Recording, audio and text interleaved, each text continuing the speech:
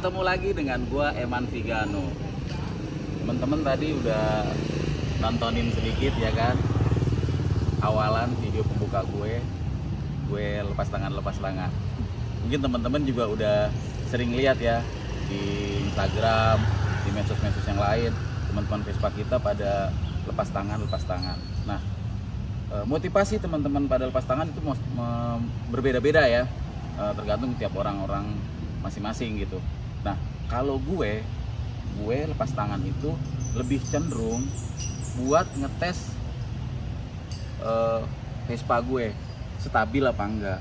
Mungkin teman-teman juga pernah lihat nih postingan salah satu bukan builder ya, apa namanya, kalau di Vespa apa ya, Vespa itu builder juga bukan ya, pokoknya yang restorasi Vespa dah, yang tukang restorasi Vespa itu dia kalau mengecek hasil akhirnya nih, kalau Vespanya udah jadi, dia suka gitu naik Vespanya sambil lepas tangan.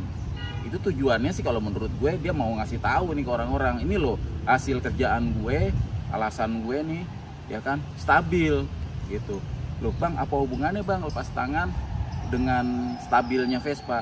Jadi gini teman-teman, kalau dalam pengelasan ganti dek Vespa, kalau ganti deknya nggak, kurang bener lah gitu ya, itu deknya jadi nggak lurus gitu. Nah, builder tersebut dengan pas tangan dia menunjukin, nih loh hasil lasan gue nih, ganti dek gue rapi ya kan, walaupun deknya diganti tapi stabil, Vespa masih tetap stabil gitu, nggak goyang gitu. Nah, tapi ada lagi hal-hal yang lain yang teman-teman perlu ketahuin, apalagi hal-hal yang lain tersebut yang bisa membuat Vespa stabil.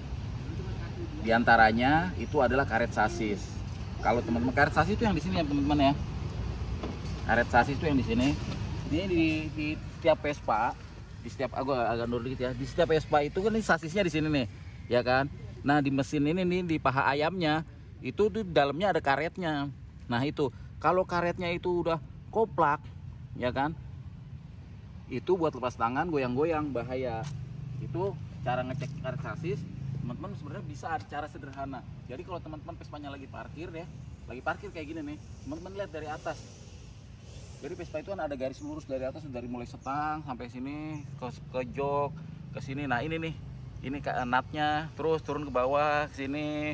Nah mundur nih, lihat bannya sama kiri kanan seimbang nggak tuh, masih lurus nggak, masih presisi nggak. Kalau dia udah miring ke kanan atau miring ke kiri, ya kan, itu berarti karet sasis sudah kena gitu.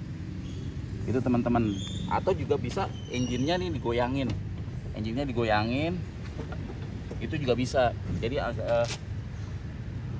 diginiin kan, kalau dia koplak dia akan goyang tuh. Kalau mesinnya didorong-dorong gitu, bannya gini-gini nih, dia koplak apa enggak. Kalau dia masih padat berarti masih lempeng gitu. Terus apalagi nih, ke karet sok ganjelan juga tuh, itu pengaruh juga. Karena kalau itu udah somplak ya kan, itu bisa kena ke pinggang juga, terus mempengaruhi juga. Shock breaker mati juga, kalau menurut gue sih pengaruh juga ya, karena kan dia jadi goyang gitu, jadi kurang cihuy lah. Kemudian karena yang dilepas tangan itu kan setang depan, jelas ke depan jelas as ayun atau lakernya di sini nih gitu. Nah, cara ngeceknya gimana? Ini kan ini posisi gini kan, ban kan, apa pakbor nih gini nih. Ini padetin dulu sama lo. Nah nih, biar nggak bergerak kan, nggak bergerak. Nah ini lo pegang sini, ini gini ini. Tuh, ini punya gue udah goblak nih, udah goblak dikit, tapi masih bisa buat lepas tangan. Tuh, masih harusnya dia nggak gerak kayak gini. Tuh, nggak koplak. Kelihatan nggak ya di kamera ya? Ini agak koplak dikit nih, belum parah sih, tapi agak goyang. Harusnya nggak begini harusnya. Tuh, kalau muter ya muter normal, tapi maksudnya lo goyang ke kiri ke kanan, seberapa parah nih koplaknya. Kalau semakin parah koplaknya, semakin bahaya buat lepas tangan gitu. Nah teman-teman, terus gimana sih caranya lepas tangan? Sebenarnya ngeri sedep ya gue ngasih tauin hal yang kayak gini. Takutnya gue kasih tahu lo nyuntuin ya kan, ntar niblak lagi lo, jatuh, gue dah ikut berdosa ya kan. Cuman Karena banyak banget nih yang japri gua, "Bang, gua pengen lepas tangan kayak gitu, gimana caranya?" Yang pertama-tama pas lu naik nih, naik ya biar enak ya. Pas lu naik gini, nih.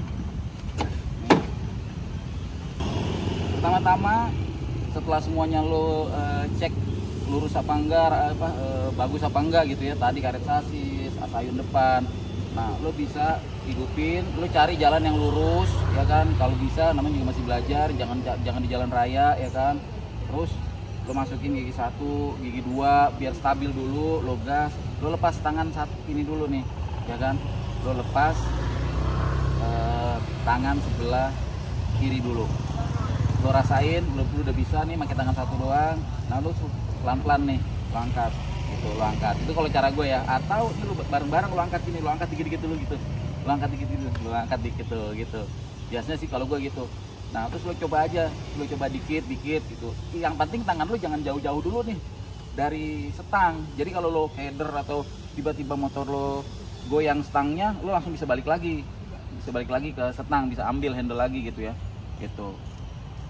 Kalau lo udah lancar, udah ini, baru lo kalau ntar mau berdiri gitu. Berdiri itu agak lebih susah karena kan otomatis lo harus berbarengan nih berdirinya, harus motornya juga harus bener-bener stabil banget. Yang suka pada berdiri-berdiri begitu-begitu, begini-begini ya kan, begini-begini gitu-gitu, berenang-berenang yang begini-begini ya kan. Itu lo harus lebih stabil lagi karena once lo goyang lo bakal niblak gitu ya kan. Nah, sekali lagi gue minta banget, ini nggak untuk ditiru, tapi kalau teman-teman mau nyoba ya silahkan dicoba gitu. Teman-teman harus tahu dulu konsekuensinya. Kalau teman-teman melakukan hal itu ada resikonya ya niblak ke jalan gitu. Makanya kalau ragu-ragu atau kira-kira ini lebih baik jangan. Atau kalau mau nekat pakai helm sini, pelindung siku, pelindung dengkul ya enggak, ya siap-siap aja daripada beret, denyut ya kan. Nah, pasti sih unitnya kalau niblak kan ngegesrot gitu.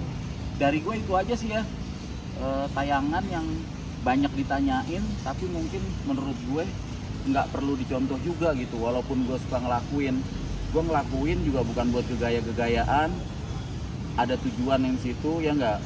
Jadi gue ngelakuin nih sekalian, kalau gue promosiin unit gue nih stabil gitu, udah bisa lepas tangan gitu. Itu aja sih sedikit yang bisa gue sampaikan, mudah-mudahan membawa manfaat ya. Yang kira-kira nggak baik di skip aja, yang kira-kira ada perbedaan boleh komen di bawah. Yang suka tayangan ini kasih tombol jempolnya, yang belum subscribe buruan subscribe, tombol loncengnya jangan kaja lupa, dijegugin aja. Sampai jumpa lagi dengan gue Eman Vigano, ciao.